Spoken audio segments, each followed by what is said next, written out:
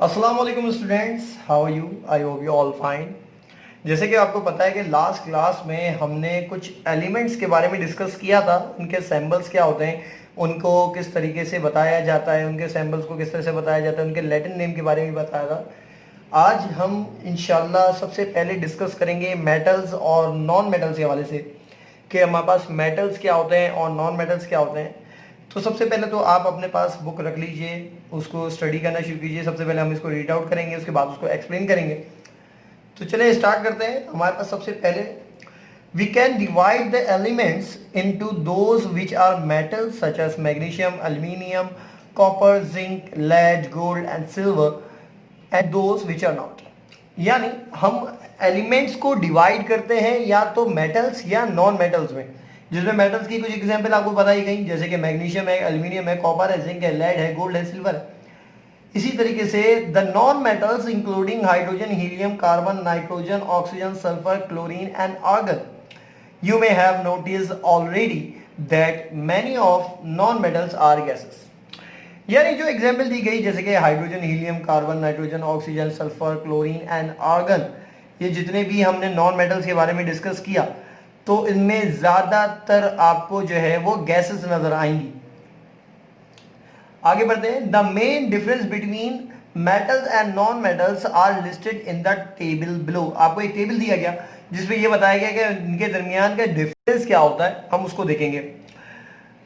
Metals के बारे में बात करते हैं सबसे पहले कि metals are shiny specially when freshly cut.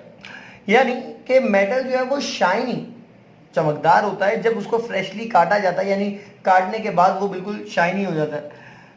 Metals are hard and strong. Metal hard होते हैं, सख्त होते हैं, मजबूत होते हैं। Metal are dense heavy for the size. यानी अगर हम बात करें मेटल्स की, तो मेटल के साइज के हिसाब से वो बहुत ज़्यादा हैवी रहते हैं। मेटल्स आर गुड कंडक्टर, वो गुड कंडक्टर होते हैं, इलेक्ट्रिसिटी कंडक्ट कर लेते हैं। एक मिसाल के तौर पे अगर मैं आपको बताऊं कि अगर एक सॉकेट है और सॉकेट पे करंट पास हो रहा है, और उसमें अगर आपने मेटल की कोई चीज़ लगा दी तो वो करंट आपको भी लगना शुरू हो जाएगा। यानी ये कह सकते हैं कि मेटल जो है वो करंट को पास कर रहा है। और बेसिकली मैं आपको बस एक ही बात कहूँगा कि मेटल की कोई भी चीज़ करंट पे यूज़ ना करें, ठीक है।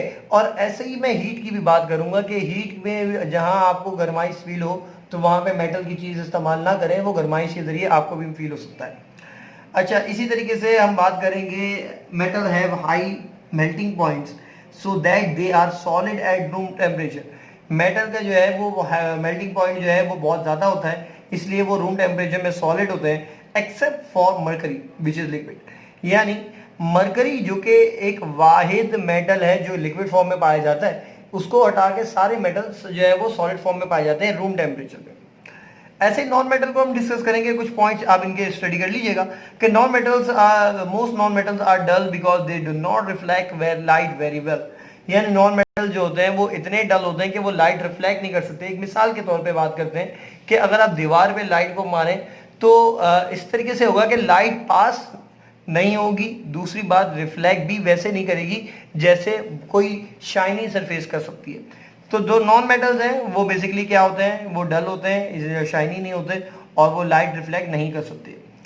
Most non metal are weak, ज़्यादातर कमज़ोर होते हैं, ब्रिटल होते हैं, ठीक है। हैव लो डेंसिटी, उनकी डेंसिटी कम होती है साइज के हिसाब से। उनके समझ के जो मॉलिक्यूल होते हैं वो बिल्कुल टाइटली पैक नहीं होते या मेटल के जैसे नहीं होते। They are mostly poor conductor, ज़्यादातर मोस्टली पुअर कंडक्टर होते हैं, यानी करंट पास नहीं कर सकते। यानी हम लकड़ी का इस्तेमाल या प्लास्टिक का इस्तेमाल करंट की सूरत में कर सकते हैं। क्यों?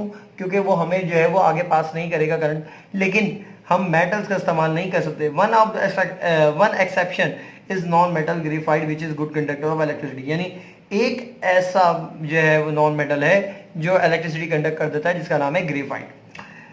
They have low melting point and boiling point. This means they melt and boil easily. इनका melting point और boiling point जो है वो बहुत कम होता है, वो जल्दी से मेल्ट भी हो जाते हैं और बॉयल भी हो जाते हैं। तो उम्मीद है आपको ये टॉपिक समझ में आया होगा। अब इसके बाद आप लोगों को मैं एक छोटा सा टास्क ये दे रहा हूँ कि आप इनके बारे में स्टडी करें। जैसे कि हमारे पास एलिमेंट्स है, हमारे पास कॉपर है, हमारे पास एल्यूमिनियम है, हमारे पास गोल्ड है, हमारे पास लेड है, हमारे पास सल्फर है।